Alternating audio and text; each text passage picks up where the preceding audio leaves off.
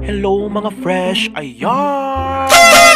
So for today's video ay gagawa po tayo ng banana shake. Ayan! So ang binili nating flavor ay cowbell condensada sa mga taong matatamis at mahilig sa malapot. Chores! Ayan, bumili na rin ako ng ice sa tindahan. Yung pakpapakpak ko, dayta na idurdur.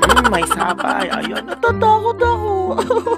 So ayan mga fresh, nadurog na natin yung ice katulad ng pangdurog niya sa puso mo. Chores! At ayan na nga mga fresh, nilabas na natin ang may wagang blender na pangmalakasang blender brought to you by Gmail. Ayan na nga guys ang ating power blender. Ayan, super cute siya. Ayan, nabibili po siya sa Ace Hardware.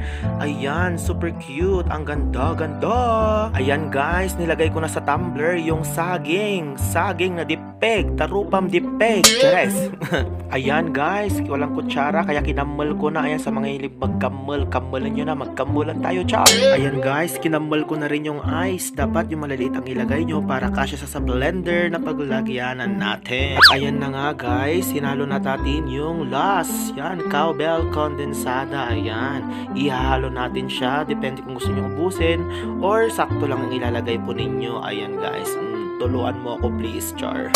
At ayan na nga mga fresh. Ayan, sisimulan na natin siyang gilingin. Ayan, ang ganda talaga. Ang ganda ng pagkaikot niya. Pinaikot-ikot talaga niya.